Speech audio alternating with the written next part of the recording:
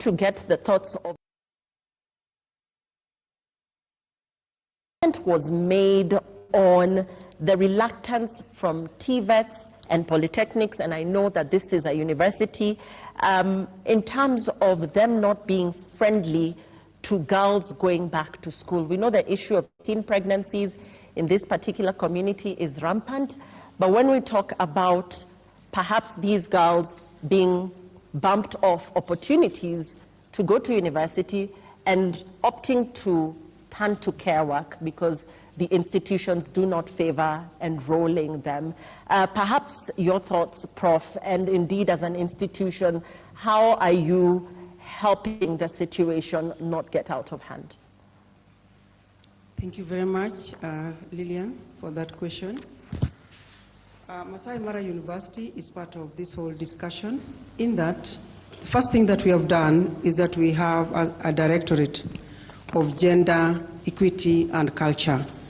The directorate works closely with the county government, what the CEC was describing. We work closely with them to stem out issues to do with gender-based violence, care and support. Also, as a university, I need to explain to the audience that recently we are partnering with the Senator of Nakuru County.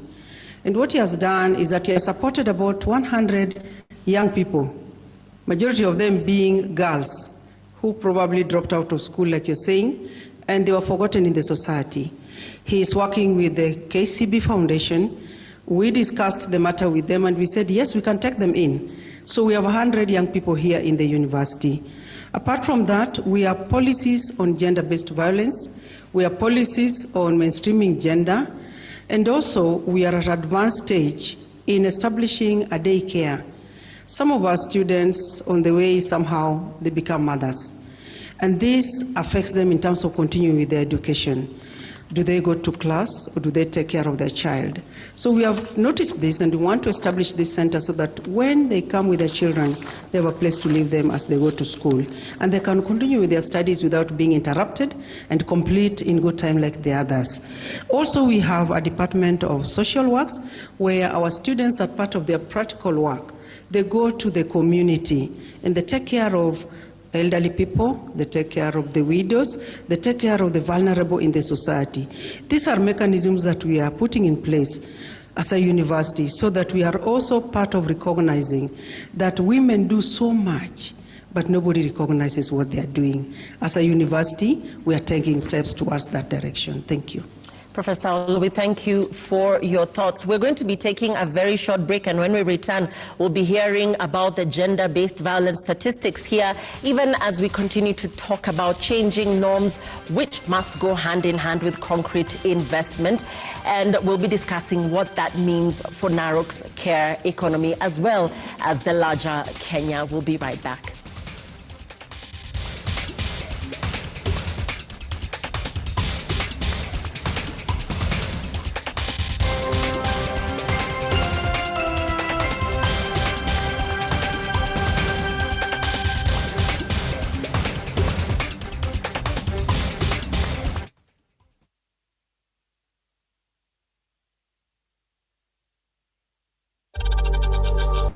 Je, umemaliza kidato cha 4?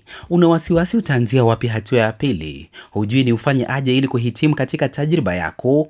YMCA National Training Institute inakukaribisha kujiunga kwenye diploma courses, certificate na short courses. Wana day na evening classes, wana courses that is hosting us this evening.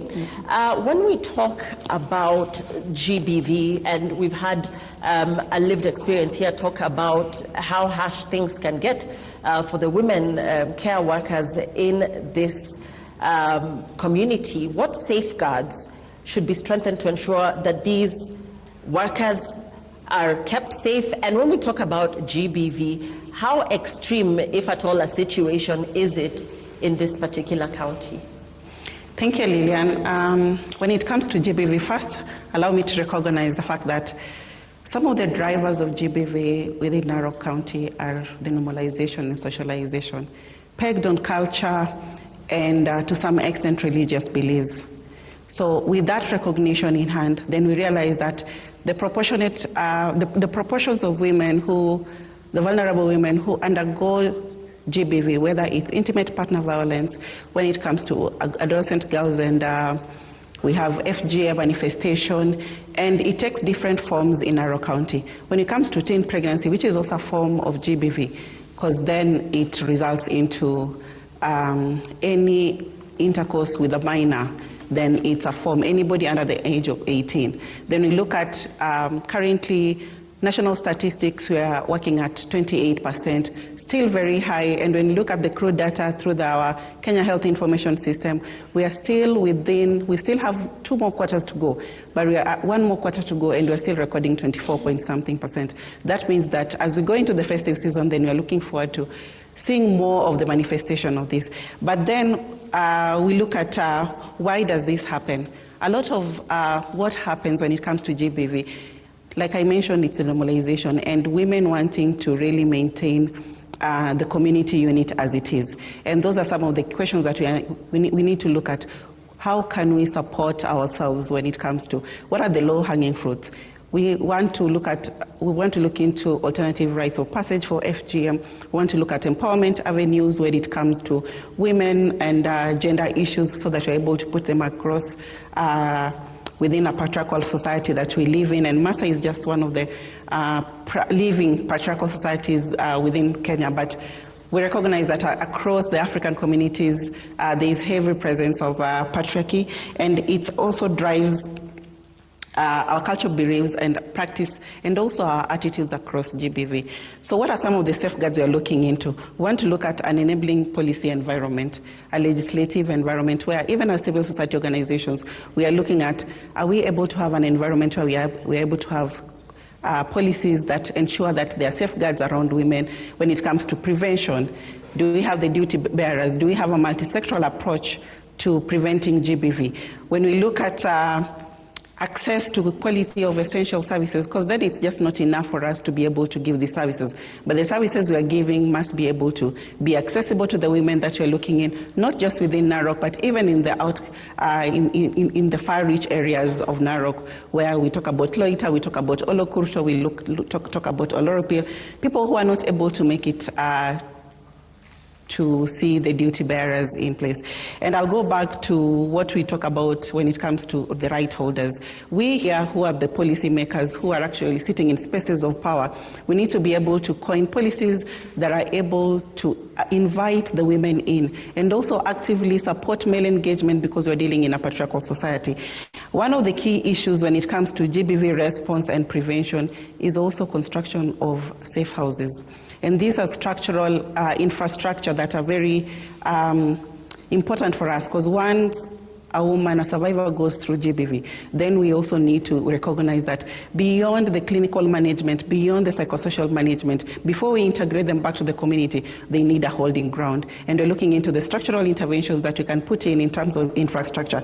And then we ask ourselves here, do we have adequate infrastructure to support, whether it's for the care, for the unpaid care and support environment, for our community health volunteers, for our women in SOCOs, whether it's for that woman who undergoes GBV in Kareta, do we have the adequate infrastructure in place? And as we look at the policy environment, we also need to be able to invite them in through domesticated policies that are able to work with them, recognizing the societal norms and culture.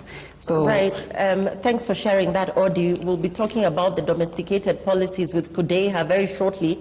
But before that, Masi, something that Audie said there caught my attention in terms of infrastructure.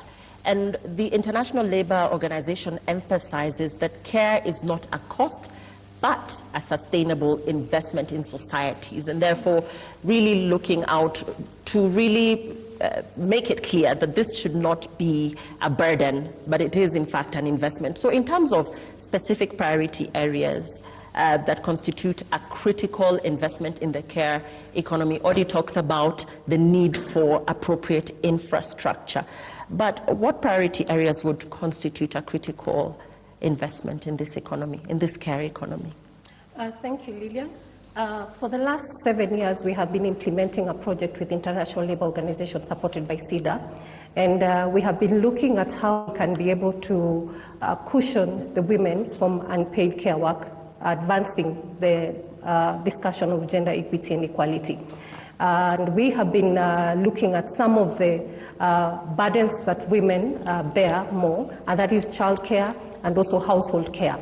And when we were implementing the project, we were having workshops where we had trainings for women and also men, but we realized women were not participating in these meetings because they had to take care of household responsibility and travel kilometers away looking for water, like 24 kilometers trying to look for water.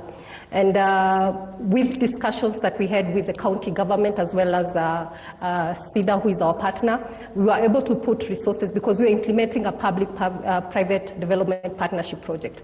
And the project basically emphasized on the importance of all parties to play a part in improving the livelihood of the community.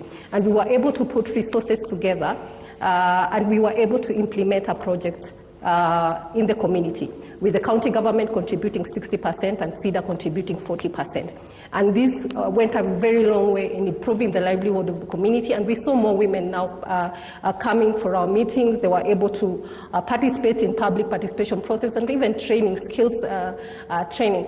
We are currently rolling out a second phase of the project, and we are looking at how we can be able to strengthen markets so that women and youth can be able to participate.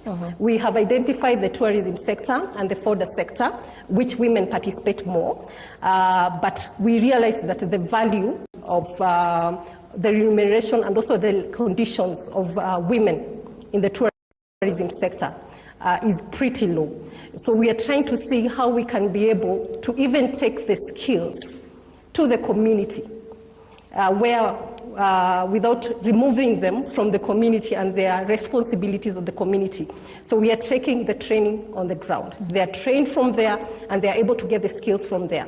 We are also in conversations with the county government as well as investors to see how they can be able to invest in infrastructure that will cushion the women from this burden, so that women can be able to come with their children. They are well taken care of.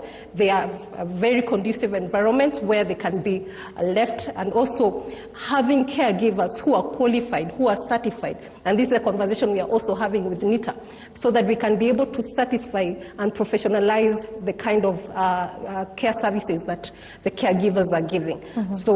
So that we can be able to be confident to leave our children in the care of caregivers. So these are the conversations we are having. We are also trying to see how we can be able to have markets that have infrastructure that women can be able to come and do their businesses without having to be concerned or worried about the care of their children. Because we recently visited Suswa in Tulele because we were assessing these markets, and we had conversation with women who are working there. They would sit with their children under the sun the whole day. They have nowhere to put their children. Sometimes they would even lose track of their children. You'll find that a woman would lose their child and they will get so distracted. And even their businesses, they're not even able to concentrate. So we are having conversation with the county government, particularly the Department of Gender and the Department of Trade, to see how we can be able to have childcare facilities within the market, the modern markets that are being done by the government. So this is what we are seeing in the second phase of the project, among many other things that we would want to do, because we want to create awareness and challenge some of the social norms that we are having within the community, to challenge also the county government to be able to have conversation within the department themselves, so that we can be able to have gender responsive plans and also budgets. So thanks for that, Mercy. And I'll have you, Mr. Rotich, respond to that. Gender responsive approaches, and we must applaud the county for making important strides in terms of anti-FGM and gender policies, and I know that because I've done a couple of stories on that as well from this county. But what further commitments, just tying to what Mercy has spoken about here, can the county make to strengthen the care economy, particularly for the domestic and community caregivers? We're talking about markets, Mr. Rotich, that don't even have a decent facility for a decent loo, a decent bathroom, a decent toilet, a decent place for the women to discard, their sanitary towels if it is that time of the month. So really a serious problem here. Where are we as regards this gender-sensitive approaches? Thank you so much. I first want to add to what Marcia said in relation to infrastructural development. Care work can be seen in various sectors. One important thing that we must appreciate, and that has been done by the county government, is the establishment of standalone ECDs. It's an educational venture, but it reduces the time that is spent by parents to take their kids to school and back. Before we established these standalone ECDs, parents would travel 11 kilometers to take their kids to ECD centers and back. But once we established standalone ECDs in the villages, the time that is spent has been reduced. Also, we have ensured that in the markets, we've been able to construct sanitary facilities. And we are establishing markets and establishing at the same time sanitary facilities. And even as we do these, remember Narok is vast, and some of the areas are so remote. But what we are doing is that we are opening the interior through construction of roads and establishment of facilities, health facilities in the interior. We are also using the CHPs, who are actually the workers of the county government, to do sensitization so that we have all our villages open defecation free. That is how the county government has been able to invest in reaching those ends. Mm-hmm. Thank you for that. I'll cross over now to Kudeha, but before that, hold that thought. With us, I'd just like to recognize the presence of a representative from Kudeha, and that is Mercy Nyakio, who is here with us. She'll be walking us through what legally is acceptable and unacceptable, and what your rights are as a care worker, what you should be aware of, and we'll be coming to her very shortly on that. And please, once again, just send in your questions. The SMS number is 22422. The hashtag is JKLive at Citizen TV Kenya. Eric, I want to come to you now in terms of the progress on the ground, and particularly in the conservancies, and this really being a tourist hub, I repeat, could you share an example of community or conservation initiative that successfully promotes shared caregiving roles in terms of what we're talking about? You talked to us about being very gender sensitive when it comes to the numbers within the conservancies, women previously never having served as rangers, for example, but looking at progress made even within the tourism sector, what would you say are some of the success stories as regards awareness and where it has gotten us on this International Day of Care and Support?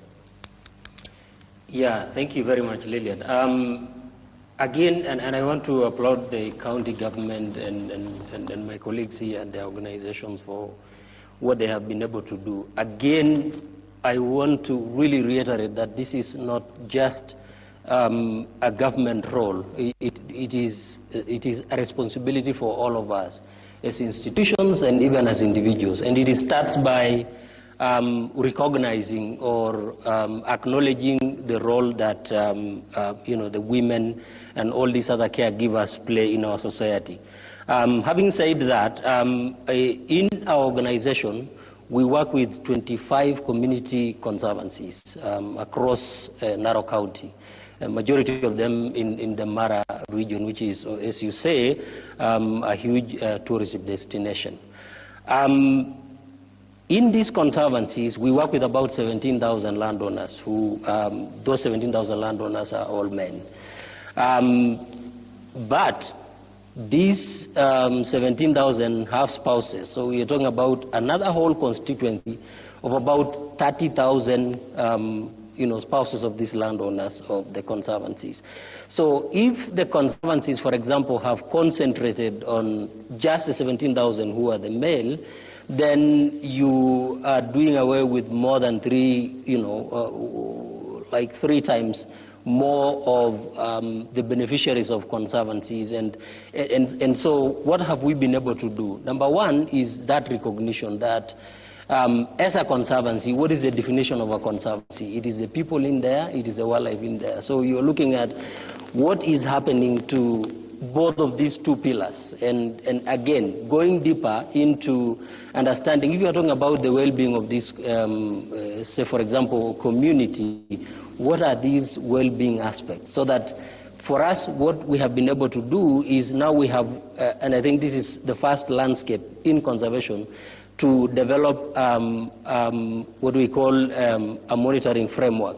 And this monitoring framework brings in all the aspects, both ecological aspects, it brings in social aspects, which basically will be looking at what is happening to the girls, what is happening to women, and what is happening to elephants and lion numbers at the same time. So because we continue to forget and work in isolation as sectors and only concentrate on what we feel matter to us, but there is always a way that, you know, some of these aspects, let's say for example, health for women, there is a way that it has a direct link to the success of conservation, or there is a way that the conservation has, you know, a direct link towards the success of health of that community. We're talking about, for example, human-wildlife conflict issues.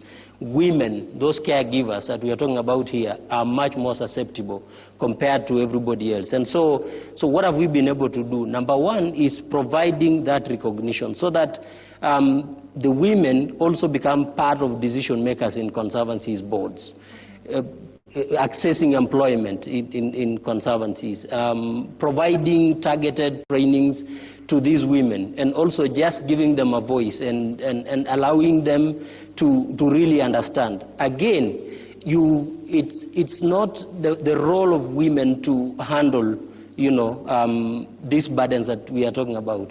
Men have a huge contribution that, you know, they also have to contribute, so that this burden is not only left with women, so that it becomes a societal issue. And in conservancies, we have changed the way we look at it so that we don't have women champions. It is men champions in the conservancies that are pushing for employment of girls. It is the men who are pushing for ratification of a child protection policy and so forth.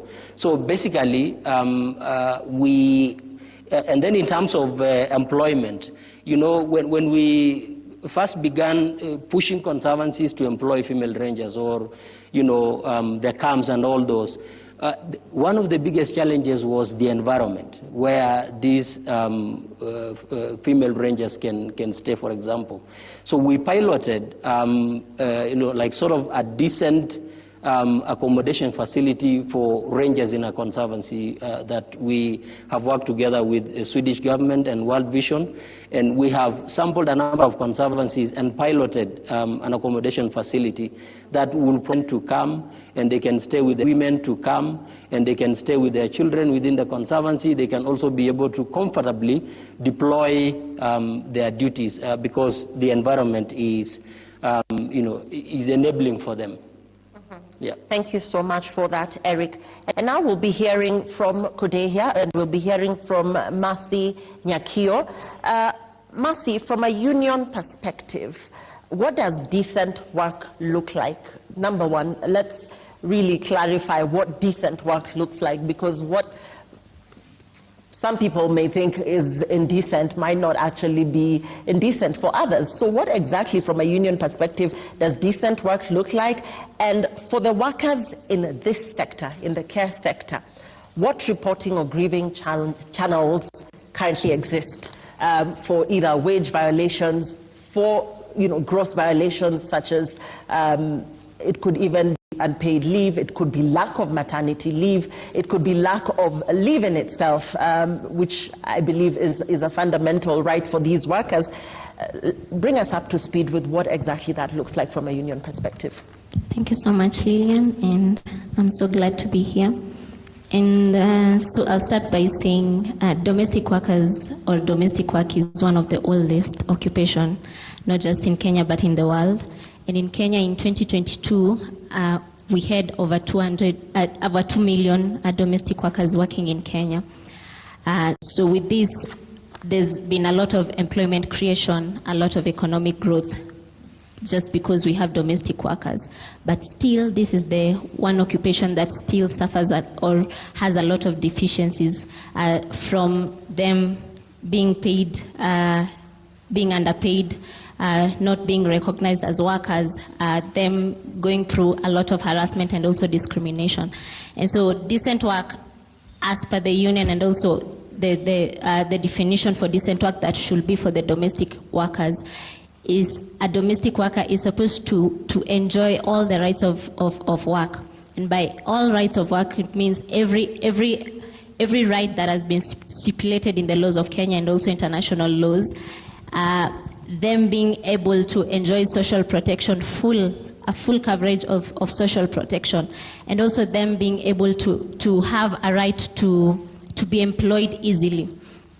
So here in Kenya currently, as a union that is representing the domestic workers, we face a lot of, or we receive a lot of issues pertaining the underpayment, and Lillian has mentioned the issues of leave, the issues of them not being able to enjoy maternity leave, the issues of them not being able to be covered by the social protection, which is something that the government is really working on to ensure that every worker in Kenya, be it formal or informal, enjoy social protection. But for the domestic workers, we find them not being covered by the social protection, with issues being, first of all, they are not aware of these platforms or of these products, and the bit that the employer is also supposed to contribute part of it, and also the employee part of it, we find that the employers, if they are contributing to it, they have to deduct it.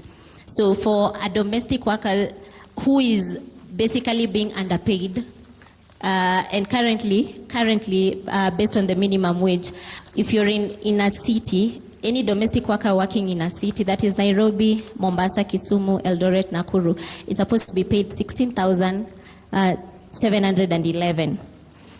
Now, here in Narok, or a town that was originally called a municipal town, a domestic worker is supposed to be paid 14,866.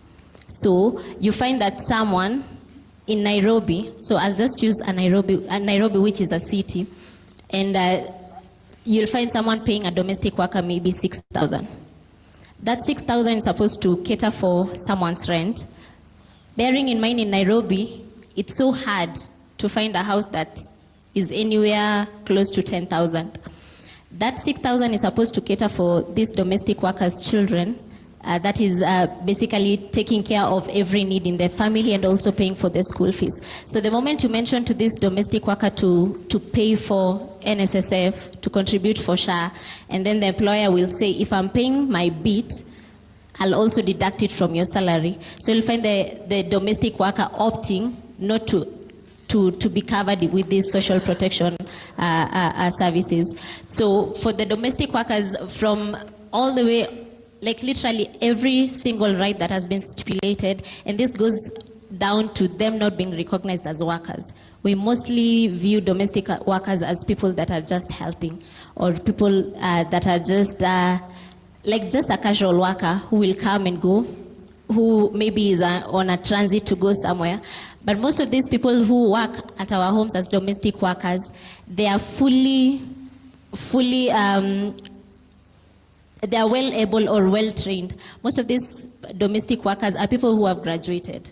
And because of the issue of maybe lack of employment, they opt to go through now working for someone as a domestic worker. But then we still undervalue them, or we lack to recognize them as workers, and then going back now to facing the indecent pay, the indecent care, or the indecent treatment at homes. And for the issue of, maybe I'll just mention an example of rest or day off.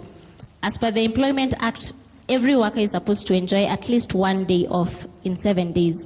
But for the domestic workers, you'll find an employer telling a domestic worker, you have Sunday as your day off, which is okay because the Employment Act says that the employer has the right to say which day you're supposed to take. But the issue comes in whereby this Sunday you're on off, because we are going with you to church.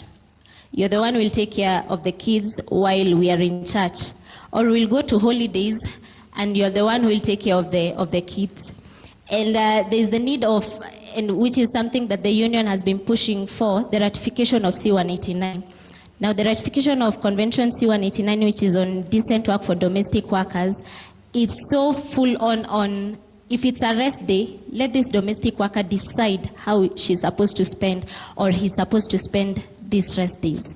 Let him or her decide, if I'm staying at home, it's my rest day, so let me choose how I'm supposed to enjoy this day. If I'm supposed to leave, allow me to leave for the 24 hours and I'll be back, which is same thing that is happening to other workers. And so it still goes back to, we need to recognize domestic work as work like any other.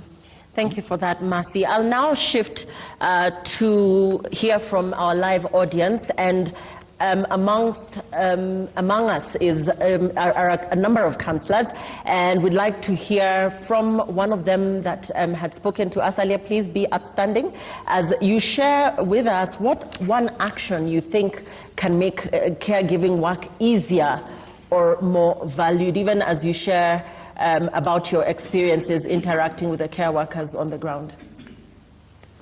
Thank you, Lily. My name again is Ruth Wanjiro Sipitek, a councillor by profession. I would like first to share what we've done as a university to go down there and meet the domestic workers through with a collaboration and with an NGO that is World Vision. We've been going to Siginani and we've met those domestic workers through the help of the NGO of Nelly, whereby we talk to them, counsel them, and make sure that those women feel that they are recognized by the university by empowering them also on how to make money by educating them on how to make soap and briquettes. And we also educate them on how to love themselves and know that they are recognized in the community. And also they are valuable in the community. Thank you.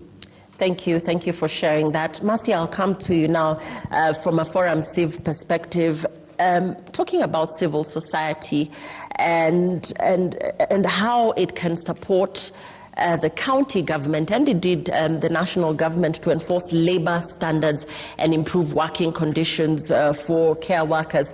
We heard what Masi spoke about there in terms of the plight of care workers, but in terms of enforcement of labor standards, what needs to be done? Right. As Forum Civ, we strive towards creating a just and sustainable world where everyone has the power to effect change. And we start from the grassroots. We help the community to mobilize and prioritize on some of the issues that they have or the challenges that they have as caregivers or as community generally. And they are able to prioritize the issues that they have and develop dialogue platforms where they bring in the various duty bearers and they're able to have a conversation. At the level of duty bearers, we also help them to understand, because some of these leaders that are even brought, like for example the MCAs, they are not really conversant with some of the policies and the legislations that we are having. We create a platform for them to learn and to understand these policies. We also create a platform where they have conversation between the duty bearers and the communities for them to understand. We also champion for the law enforcement, because one of my colleagues has mentioned, there's a gap between the inter-agency coordination. We are having a challenge here that requires a legal intervention, but there has not been conversation. So we strengthen the inter-agency conversation by bringing them to a dialogue platform. Doing as Forum Civ, but we one of the most important thing is we see how we develop the capacities of the communities to champion these. When it comes to matters of gender inequalities and issues of low reception of SRHR, we bring on board, like my things. We bring the community grassroots organization to champion this, because we are more keen on sustainability of these initiatives that we do. Because at some point, we desire that we leave a lasting impact, and we leave communities having good relationship with their leaders. Right, thanks for sharing that. I'll now switch over in the audience in terms of how men and what role men can play in sharing care responsibilities. And I think earlier you had some very interesting insights on how that can happen. Please be upstanding. And let's hear from a male perspective on how and what role men can play in sharing care responsibility. My name is the Director, Gender, Equity, Culture, Masaimara University. My VC has already spoken. So as a university, what we are doing is that, just to mention, number one is that we have students, and most of these students are young mothers. So what we're doing right now is to ensure that we support them, because that is an intersection between education, learning, and also taking care of themselves and taking care of the children. So to take care of these students, what we are doing as a directorate is ensure that we provide psychosocial support. So we are partnering with the counseling section of the university to provide this psychosocial support. So we are meeting these mothers on a monthly basis. Number two, our VC has already mentioned, just to reiterate, that plans are also advanced in terms of proposal development. And I would like to rally partners that we have here to help us establish a daycare center so that our students can be able to come there, leave their children, go to class, have an education, then come back. Number two, even our lactating mothers here at the university can also access the same. Number two, also what men can do is that also we want men to be ambassadors for our women. Like myself, I have an experience working with the girl child, street children for a long time before I came teaching in the university. And what we used to do is to rescue these girls from the street, take them to rehabilitation, and ensure that they get an education and advocate for them. So advocacy support is important. I also want to mention that as a university, the most important thing we can do is research. So the university can also provide empirical data on the statistics in terms of the number of care workers or care economy in general. Thank you. Right, thanks for sharing that. Before I come to Kudeha, from any of the panelists, I'll have any of you respond to this. Is there an actual national database when we talk about care work? And I know, Masi, we had this conversation earlier, and concerns around the numbers there, whether it would be obsolete or not, or whether in fact we do have one. I'll hear from any of you, and maybe Masi, because we had this conversation, you can begin and Eric can jump in.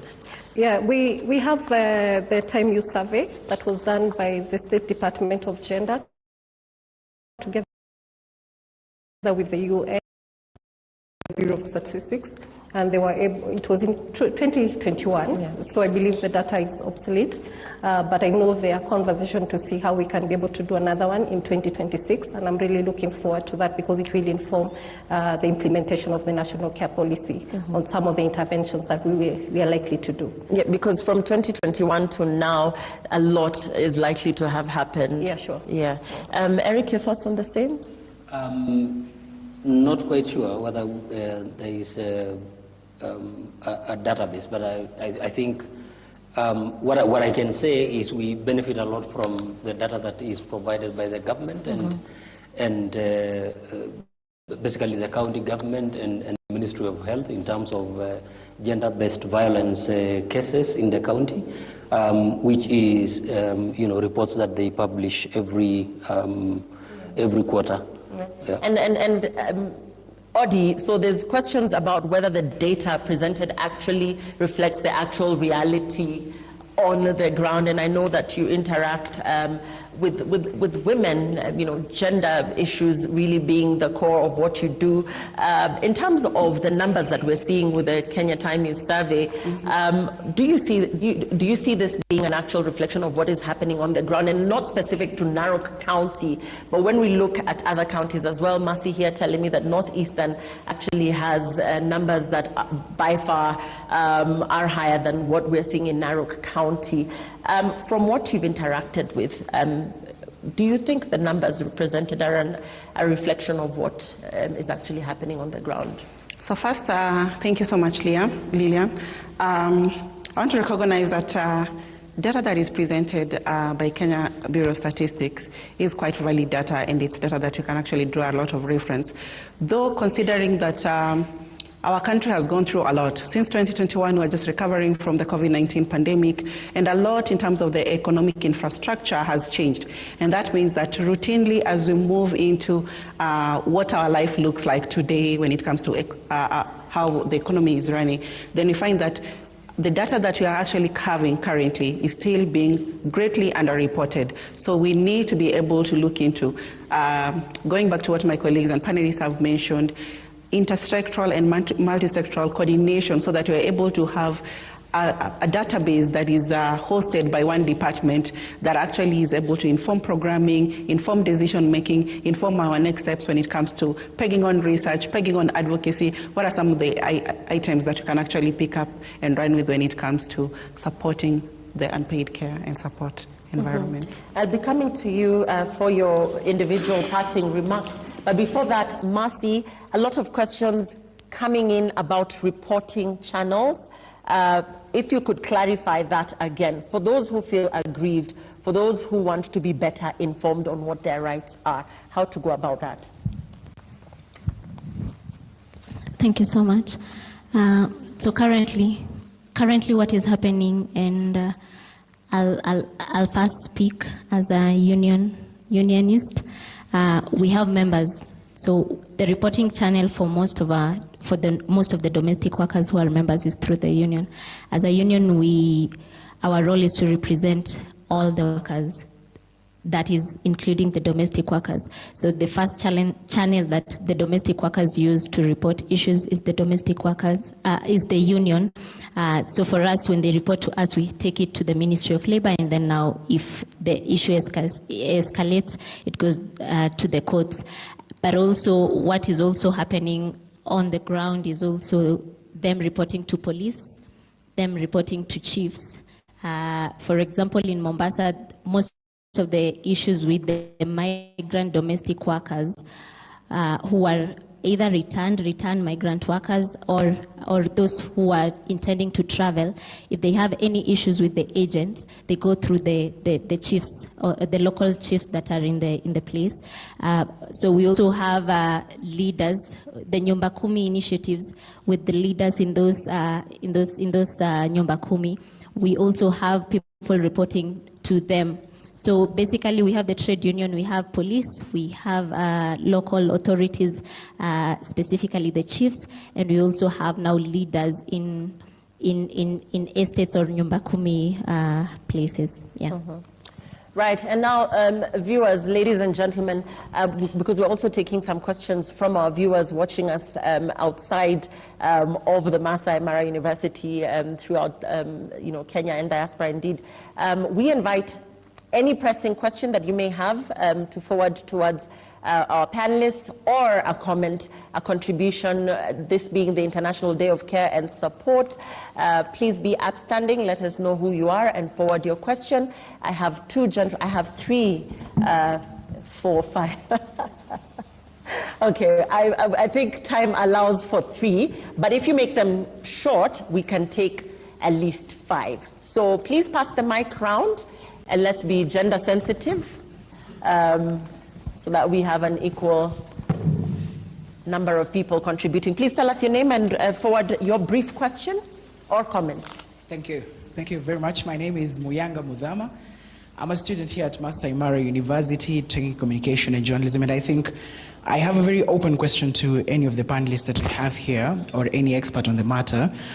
It's already 2025. How far are we from addressing these matters of caregiving to our children, to the old people, to the people who are sick, as a charity matter. So far, it's being left, for all the conversations we are hearing, it's about volunteers, someone who's willing to go and do something. Like, can't we take more solid actions towards embracing a more open and rigid way of taking care of these very important people in our society? Thank you very much. That's my question. Thank you, Modama. Good evening. My name is Jacob Borendo from Masaimara University. My question goes to all the panelists.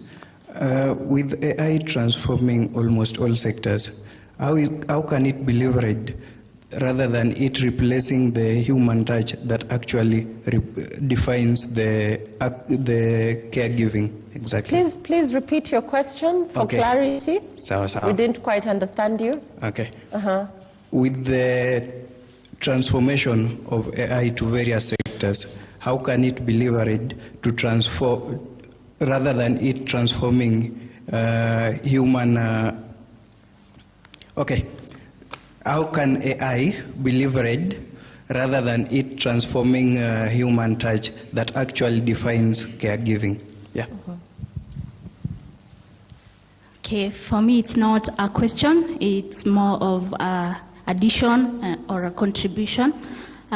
We have talked about male engagement, we have talked about social economic empowerment for women, and I just want to mention that for organizations like the Mattrust, we have been implementing all those, including the sensitization, the community sensitization, and we usually start with the affected. We don't call them victims. We start with the women who do the unpaid work. We sensitize them on ways to alleviate their unpaid labor, such as we encourage them to engage in microfinance activities, and then they can buy maybe gas cookers and tanks, and then they don't have to go fetch firewood far away from home or go to the rivers and get water. So it lightens the burden for them. So we usually start from there. We also do comprehensive community capacity building, which usually is an ongoing training for a certain community, where we have the men and women in separate trainings, but on the same topics.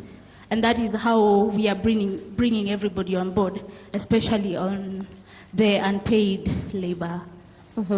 Thank you for your contribution. Okay. My name is Steve Anyango, and I have a question.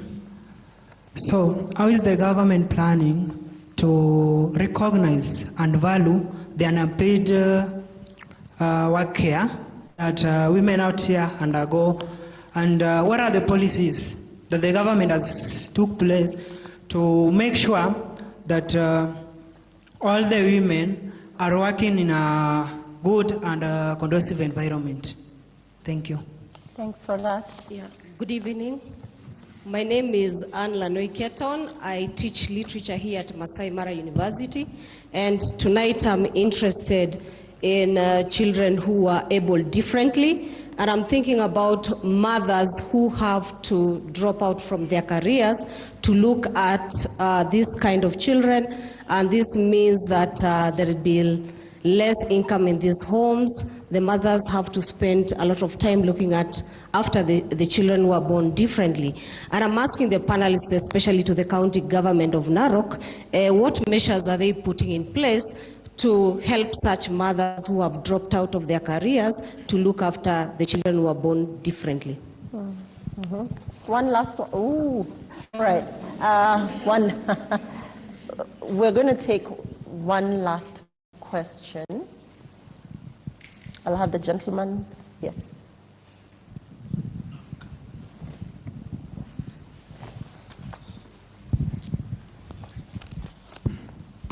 Thank you, Lily.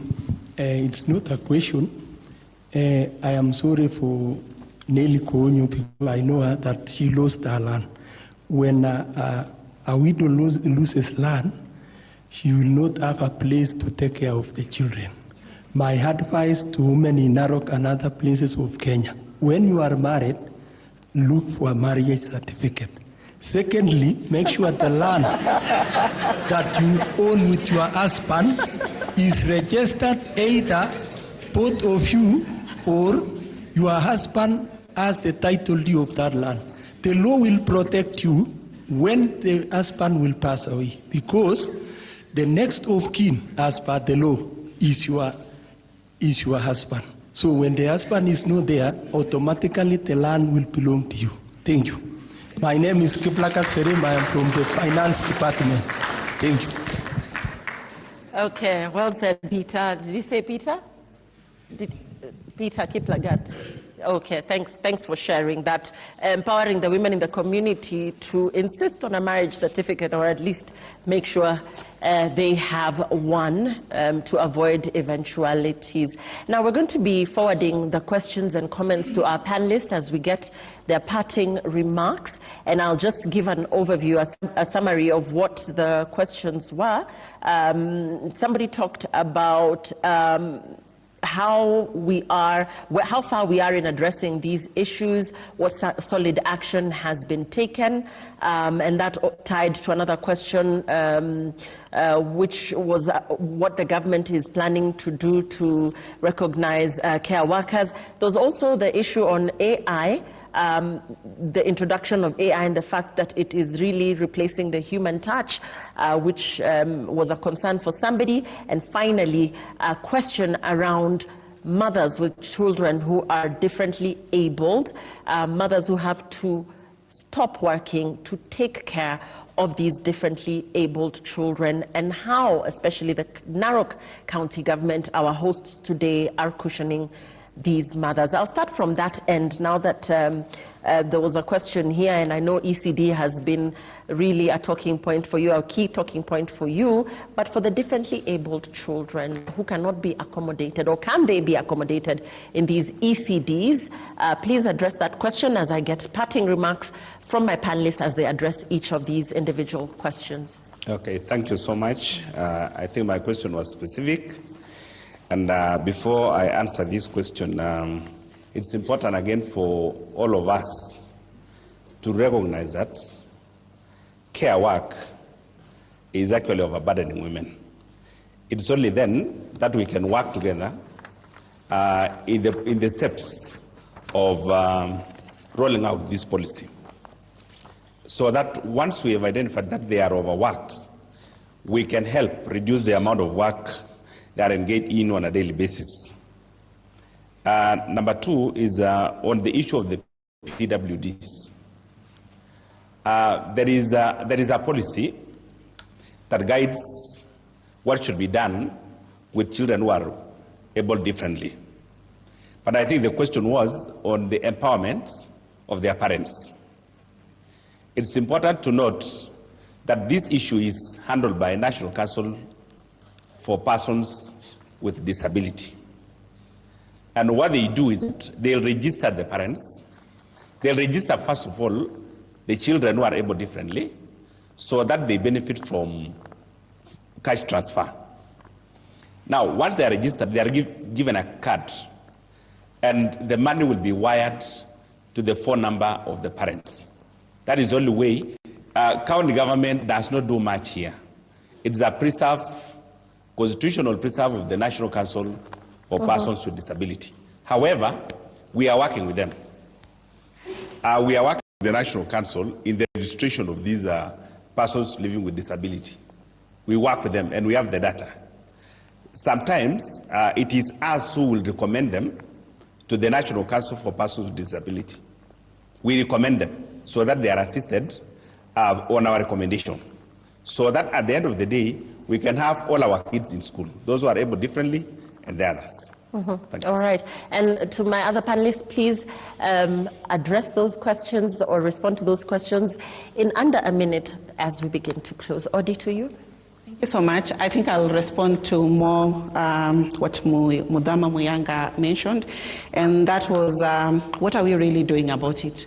So first, One, we already have within the policy environment, we are looking at a policy that is looking for it to be approved, and that will help us in terms of an enabling environment first, so that we have a structure within which we are working in. And number two, I'm looking at all of us are players at individual level and community level. At community level, we're looking at what the conservancies are doing, putting in child safety protocols, child safeguarding protocols. What are we going to do about our ranger, the women rangers, being out there, who takes care of the child? So we're able to invite people into our child safety protocols. Within our different work areas, Masaimara is already looking into having a daycare center for teen mothers, for young mothers, and that is so that they're able to concentrate and then they can be shouldered off this. And then we're looking at lactation spaces for all of us who are in power or who are in areas of support. How can we ensure that we have lactation and mother-friendly spaces within our work environment? And to all of us here who have domestic workers, domestic house help, then we go back to what the union states. Are we able to meet the minimum wage to support them? Are we able to look on our leave days so that we're able to capture issues around that? And still going back to the mothers, which I'm really passionate about, lactation and making sure that we have the 6 months period, because currently it's pegged on the 90 calendar days, which is the month. It's still not sufficient for healthy babies. Right. So those are areas that we need to look into. So as we move forward into what are some of the issues that we can work to. Thank you, Ori. To you, Robert. Sorry, Olerasan. Yeah, I think there is a lot that needs to be done, but we must acknowledge that this is something that is huge, and we need to be able to work closely, and we need to be able to work together, because ideally this is not something that can be addressed in isolation. And this is why we were talking about integrating, leveraging efforts, and talking about and looking at the entire ecosystem. Who are these that can be able to address this particular aspect and the other one? And I think the county government and the government can be that player who coordinates the efforts of all the actors, so that we can try to address this problem, because I think it is so deep, it is big, and it requires a lot of efforts for us to be able to address. But I think the second thing that I would like to say is that it is also very, very important for us to understand our beneficiaries, the people that we support. If you are an institution, you need to understand your ecosystem. There are people, let's say, for example, teenage mothers who may not be able to come to the university. Is there a possibility of taking these trainings to the villages? And so, like, for example, the people living with disability, how do we make this accessible for them, so that we don't develop interventions that can only benefit those who are able, but we are also looking at the entire ecosystem and different profiles within that ecosystem. Thank you for that, Eric. And finally, Masi. Thank you. Just maybe to mention, there's a person who asked about AI, and I just want to mention that care can be direct or indirect. When it's direct, is a caregiver having direct contact with a care receiver. And that one is quite difficult to integrate the aspect of AI, because we are not there yet in terms of having robots taking care of children or elderly people. But again, I must commend the AI because it strengthens the information flow. I can easily go to AI and find if my child is having a situation or an elderly person is having a situation, I can easily get information that would help me care better to that caregiver. And I want to bring in the aspect of climate change, because it's also big. Their weather patterns are really changing. Right now we are having prolonged drought. And this is likely to increase the burden of care. So we need to deeply reflect about climate change and seeing how some of these funds that are being channeled to climate change also address the issues of care. And I know that there are money that are being given by development partners for climate change. Let's see how we can bring in the aspect of care in the conversation. And also the education sector. They play a critical role when it comes to challenging the cultural and the social norms and the gender norms. Let us have our children being challenged to address such issues. Let us have our education system working towards having programs that will have more girls taking skills that are more technical, are more engineered so that they can be able to be absorbed in the market. Also, the issue of data, and I'm happy with Masaimara University, they are working towards having strengthening the data in care, and I really look forward to seeing that being rolled out. Thank you. Thank you very much for your thoughts. Mercy Koini, Program Officer at Forum CIV, championing gender, equity, inclusion, and policy transformation. Tonight, we're also with Eric Ole Reson, Chief Programs Officer, Masaimara Conservancies.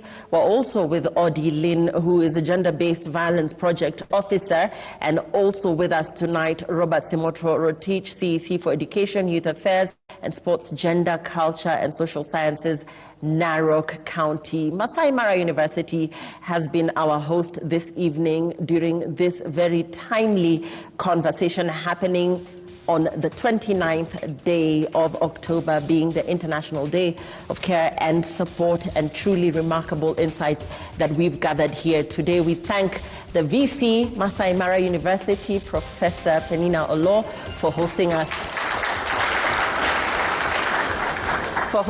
this evening, and indeed our incredible panelists, and to you for being a wonderful audience. Give yourselves a round of applause.